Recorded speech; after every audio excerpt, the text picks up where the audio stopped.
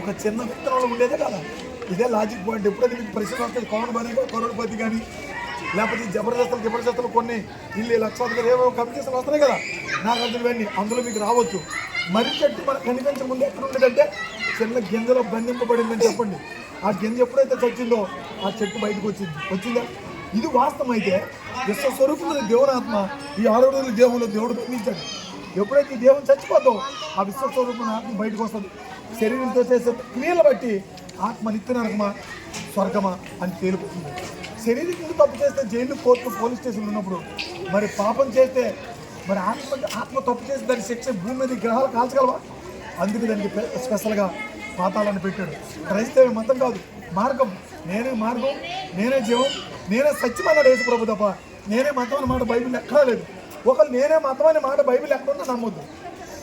లేదండి నేనే జీవము, నేనే మార్గం, నేనే సత్యం అని యేసు ప్రభు అన్నాడని ఖచ్చితంగా నమ్మడా లేదా?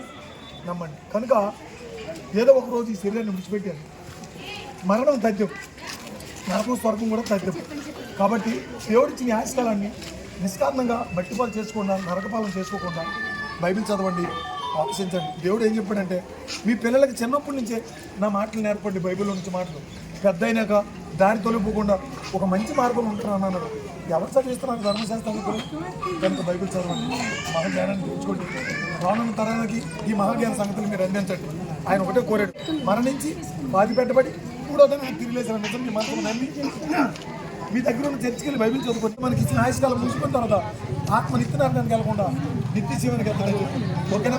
ఇంతవరకు నేను చెప్పిన మాటలు మీకు వాస్తవం అనిపిస్తే యేసుక్రీస్తు సొంత రక్షణ నమ్మండి.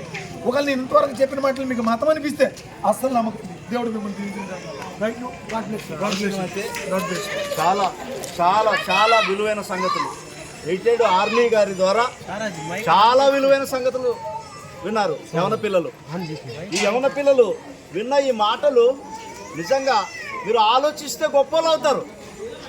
గొప్ప వాళ్ళు అవ్వాలి అంటే దేవుని యొక్క జ్ఞానం మిమ్మల్ని గొప్పగా చేస్తుంది అని, ఆ గొప్పగా చేస్తున్న ఆ మాటలు రిటైర్డ్ ఆర్మీ గారు సుదీర్ఘ ప్రాంతం నుండి ఈ అంబేద్కర్ నగర్లో నివసిస్తున్న ప్రతి ఒక్కరిని ఆలోచింప చేయడానికి మేము రావటం జరిగింది.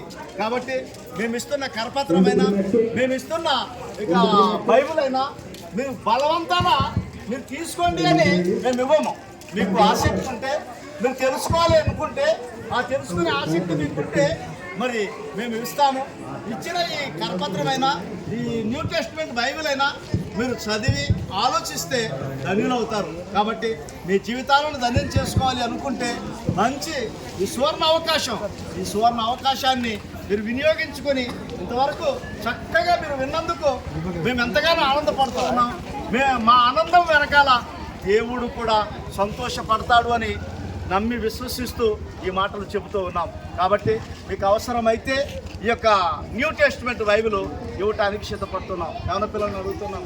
ఎందుకంటే మరలా మీరు మతం మార్చడానికి వచ్చారు, బైబిల్ పంచడానికి వచ్చారు, కరపత్రాలు పంచుతూ మరి బైబిల్లో ఉన్న మాటలు చెబుతూ మతాన్ని మార్చడానికి వచ్చారు అనే భావం ప్రతి మనిషిలో ఉంది. కానీ మేము మతం మార్చడానికి రాలేదు, మనసు మార్పుడు జరగాలి అని ఉన్నతమైన లోకానికి మార్గమై ఉన్న యేసు నేనే మార్గము, నేనే సత్యము, నేనే జీవము, నా ద్వారా తప్ప ఎవడును ఆ లోకానికి రాలేడు అని చెప్పిన ఆ మాటలు యవన పిల్లలైన మీరు ఎంతో శ్రద్ధతో ఆసక్తితో విన్నందుకు హృదయపూర్వకంగా ధన్యవాదాలు తెలియజేసుకుంటున్నాం.